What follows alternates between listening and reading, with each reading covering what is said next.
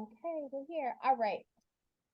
Welcome, everyone. My name is Tamara Leigh, and I am the editor of Blackout Magazine. And today I'm sitting with Winston, one of our amazing writers of the magazine. We are going to chop it up a little bit. This is a celebration of 3 years of Blackout, which is incredible. And Yeah.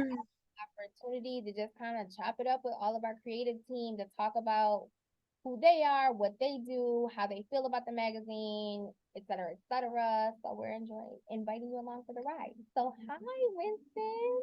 Hey, what's going on? Great.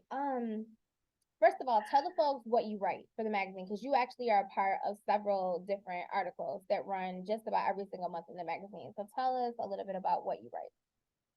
All right, so I write the Old Man's Corner, which is my journey through my transition and my feelings on life and anything in between. And then I also write with my lovely wife, Ronnie Winston, the Mrs. Love Lives in Us, which is our relationship column about we just share the love that lives in us. Yeah, that's so dope. I love that. I love that column. Um, what brought you to the magazine? So it's really funny, right?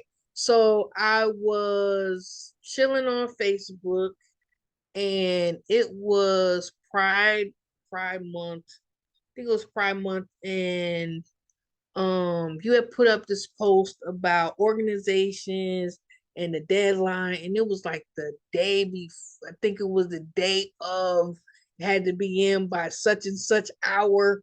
And so like I'm also founder of a non-collegiate um LGBT organization. So I was like, oh, let me get this information in right fast.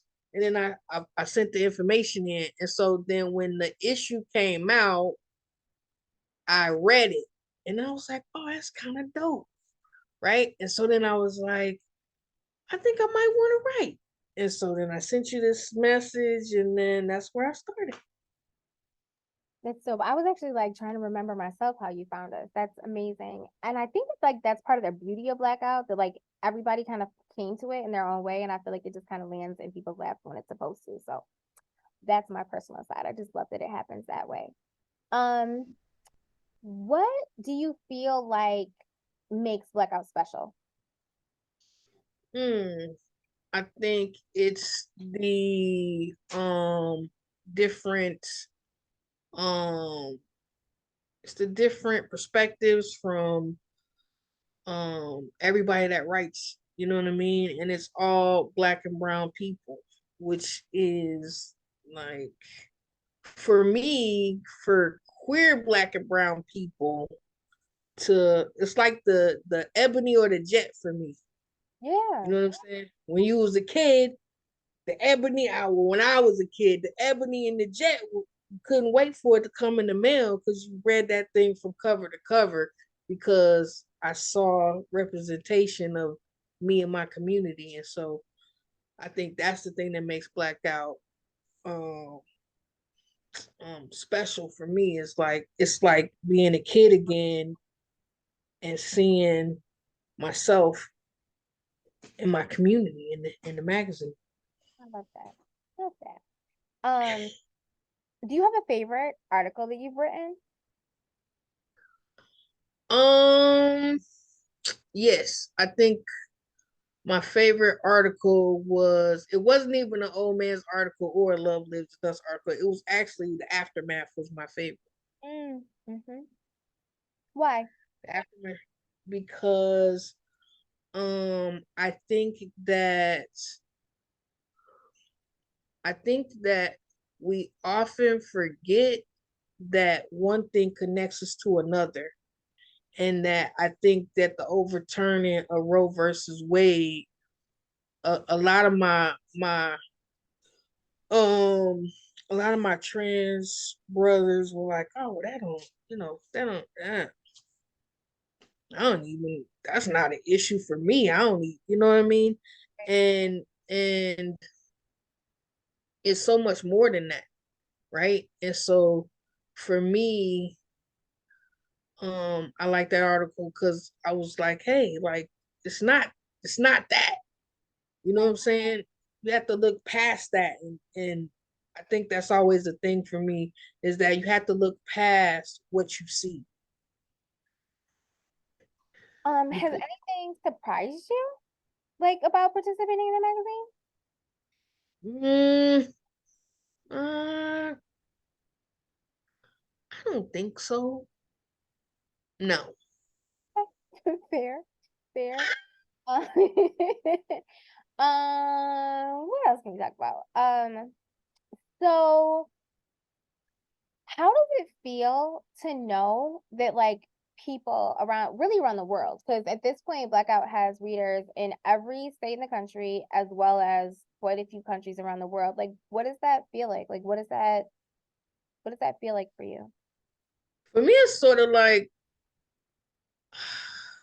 it's hard to explain, right? Because it's like surreal to me. So it's like it's not it's like real but not real. Like I know that there's readers everywhere and that there are people who probably know me. Like if they walked up, I would have no idea who they were. And it's funny because one day I was coming out of the Cracker Barrel and this lady stopped me and she was like, you're Ronnie's spouse. And I was like, yeah.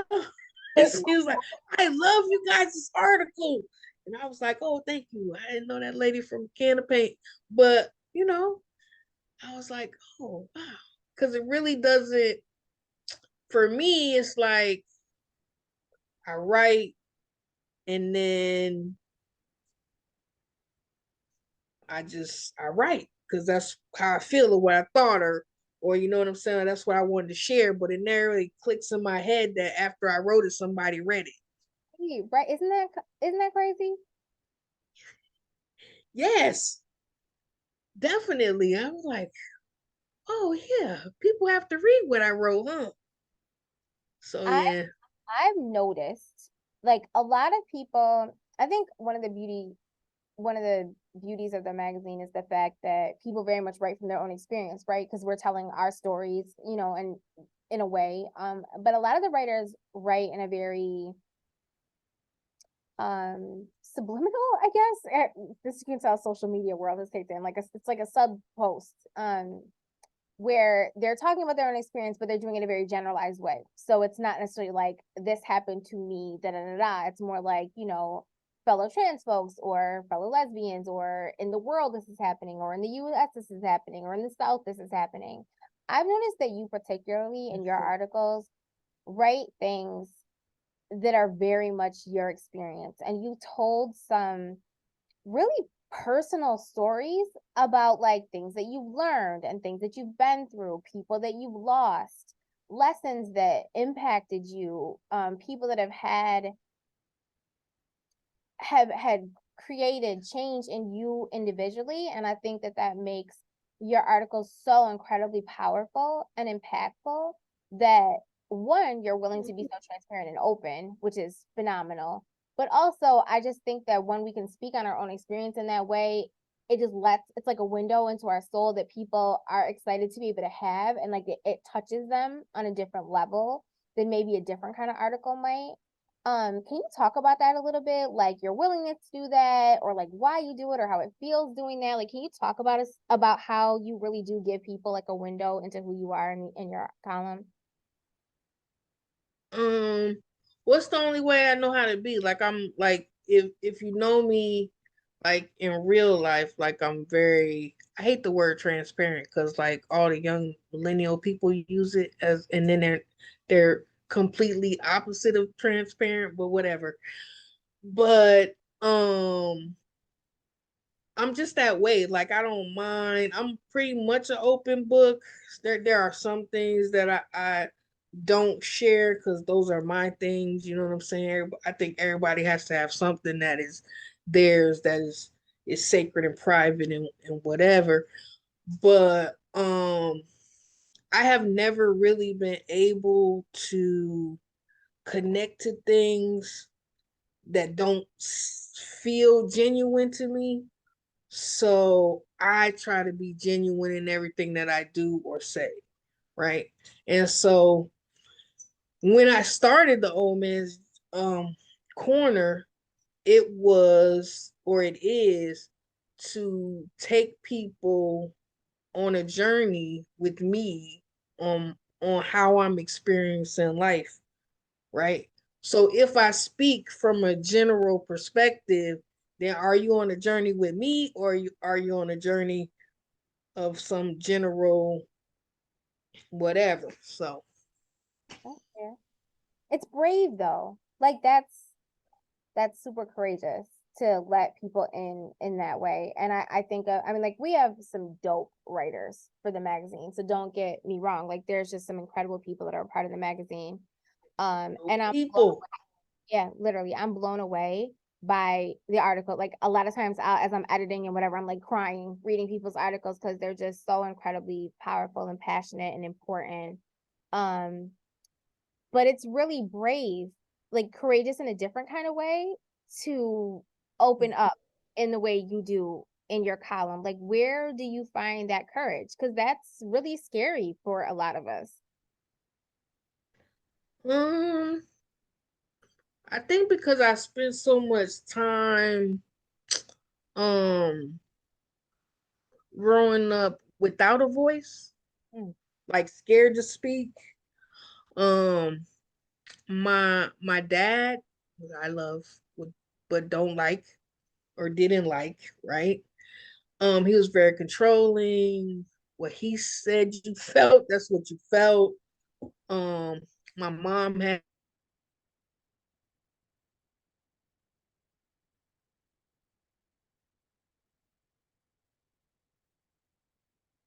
as a kid, and so I learned to put what I felt, how I thought, all of those things to the back burner for other people to be able to maneuver through life however they needed to do so, right?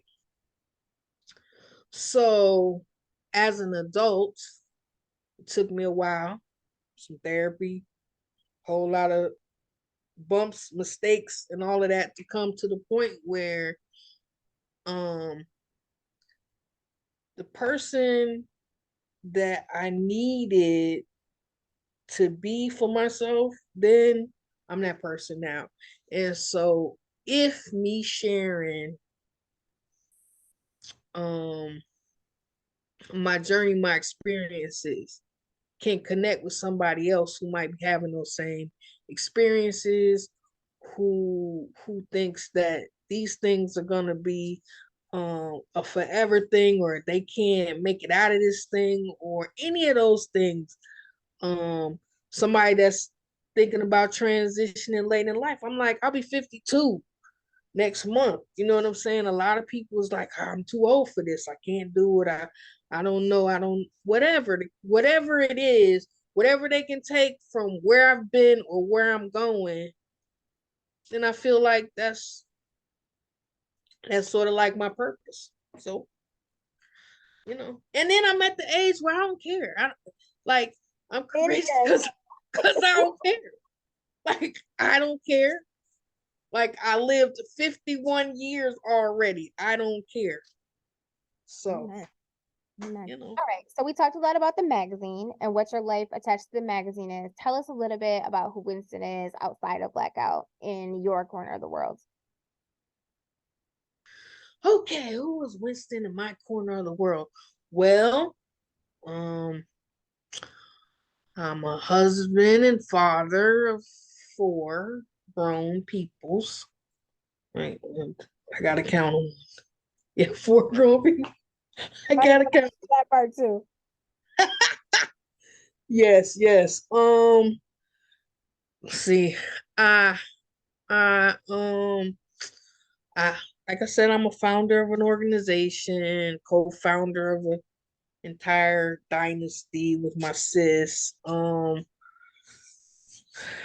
I I'm just a funny dude. Like I just kind of I kind of get up, I do the work, I have some laughs along the way. That's who I am in my corner of the world. If it's something that needs to be done, should be done, I'm the dude.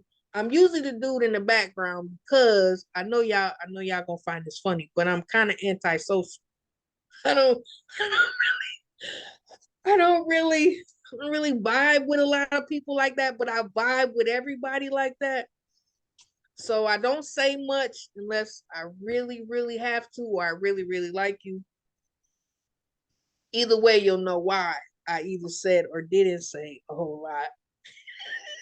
Why we understand each other. So Exactly. we got it covered. Why we Exactly. Oh, what else? All right. So if you could snap your fingers and see Blackout become whatever, where would you see it have grown to in another 3 years, 5 years, whatever? Dude, we already going in that direction. We in every state and we international. You know Yeah. what I'm saying? Like I could see it being like my clock in job. You know what I'm saying? Like, Speak you that know in. what I'm saying? I'm talking about an office. We clock in. You know what I mean? That's where I see it going. It's headed in that direction. I love that. That's where I I love see that. it. I just want to say, as the editor of the magazine, how incredibly appreciative I am of you for being so incredibly dedicated, always ready to jump in, roll up your sleeves and jump in. A huge support for me and the magazine and the other writers. You and Ronnie are just amazing people in general. And I feel so blessed to have you as a part of my life and a part of the magazine. It's just, I'm so thankful. And people don't realize like this journey is not something I could ever do alone, not on any level, like not content, not creation, not the idea, not the motivation, not the willpower. Like it is nothing I could ever do without the team of people that I have working shoulder to shoulder with me. And I'm just so incredibly grateful that both you and Ronnie are part of that. So thank you. I appreciate you more than you could ever imagine. You are Because so there's days that it but doesn't but feel like there's days that are a struggle, and you and Ronnie both are always there with like, nope, nope, nope, you're fine, it's fine, we can do it, you'll be all right. Like, just keep it we going. got you, we got Go take a you. nap, Yo, but go have some lunch, just eat something, you'll be fine, it'll be okay. Just you'll be all right. we Take all a pause right. tomorrow. Go ahead, you got it. You got it. And that is so important. And I appreciate it more than I could ever verbalize to you because there are those days that it's just hard and it's a lot and I'm tired and whatever. So I can't tell you how much I appreciate your presence and uh your calming nature and your quick to say something funny to cut tension and to make things better and to distract people. And you know, I say this to you all the time, your near constant positive attitude no matter what is going on. Like you ask Winston a question, now they might lie to you and give you a more positive answer than you really deserve to the question. Oh Lord. Then you ask, Yo, it's worth it every time because when you got 3 cents left in your pocket and you know you got to pay a $20 bill, once to be like, it'll be okay. Like yesterday you didn't have 3 cents, so it's like gonna be good. Yo, but I try to, well, yesterday was not a positive day for the kid. But I woke up this morning and I was back on my positive game, you know what I mean? Like I try to be positive because um one because um if you stay in a negative space, right? Then, negative things happen.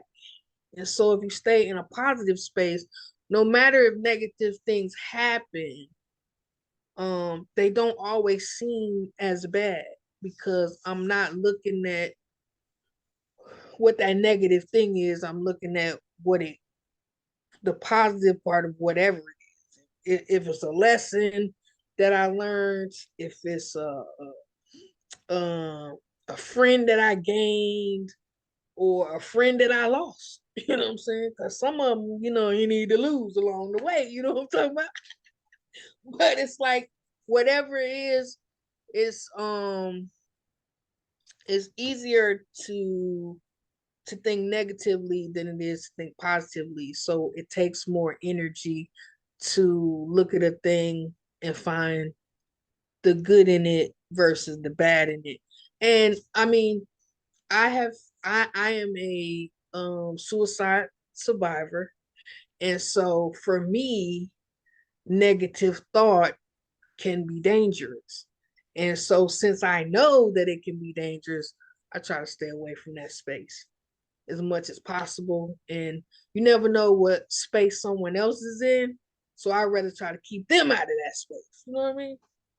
And you bring that energy with you into every space that you come in, because negative energy can kill a space and positive energy can really keep it alive. So like I just the what you bring to magazine in terms of the product that we put out carries that positivity and that good energy, and also the Blackout family that creates it. I think you always bring that good energy and that motivation and that smile and that drive for us to keep going. So I thank you so much. I'm so grateful for you. Like I said, you and Ronnie are just incredible people, and I'm just so grateful that you've come into my life and come into the Blackout family. So thank you. I am grateful for the Blackout family. Like I love everyone.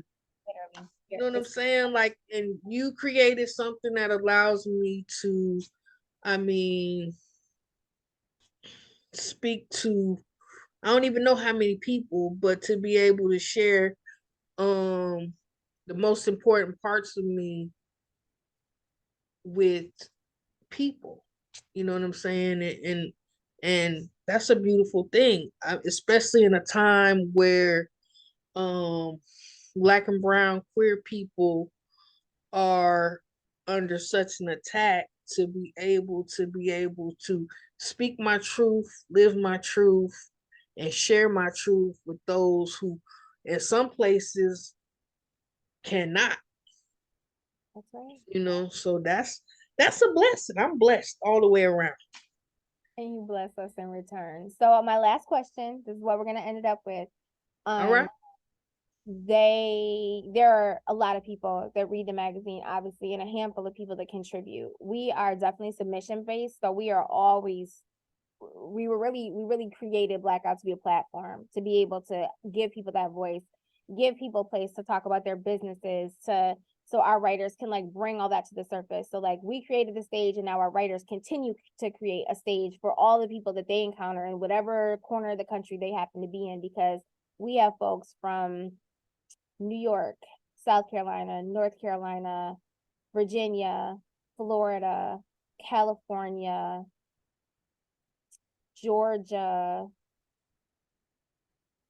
Pennsylvania, I believe. So we got folks from all over the place that are part of the magazine, which is what makes it so exciting, I think, for me, because all of our experiences are the same, but they're also a little bit different. So we get to see all of that in the magazine. And then wherever we have folks, those folks have folks. And so that's a whole nother section of stories that get told that, we wouldn't know about if our writers hadn't brought them to the forefront. So it's just an incredibly amazing experience. But there is someone right now who reads Blackout who has wanted to be a columnist, or has wanted to submit a piece, or has wanted to submit photography or artwork or whatever, but has hesitated. What would you tell those folks that are kind of sitting on the sidelines watching, but haven't become a part of the magazine yet, but are interested in doing that? What would you tell them? Quit playing, man. Quit playing. What is you doing? What is you doing? Stop playing. Listen, you only got one life to live, right? Don't don't miss out on an opportunity, right? When I sent my email in, it was right after or right before my 50th birthday. Yeah, it was right before my 50th birthday, right? I said that in that year, any opportunity that I wanted to do, any opportunity that I saw, anything that I've never written anything in my life. Anything I wanted to do, I was going to do it. Anything that you want to do, you can do it. Do it. You want to write for the magazine? Send that email. Right? You want to send your photography? Send it in. Hey, if you are concerned about what people will think about it, hey, send it in anonymously. Right. Right? do what makes you happy. Do what you think might bring you some joy. Do not waste time because time goes away. Anything you want to do, especially if you want to write for Blackout Magazine, you send that email. Right. I don't think that's the drop the mic. I don't think we need to say anything besides that.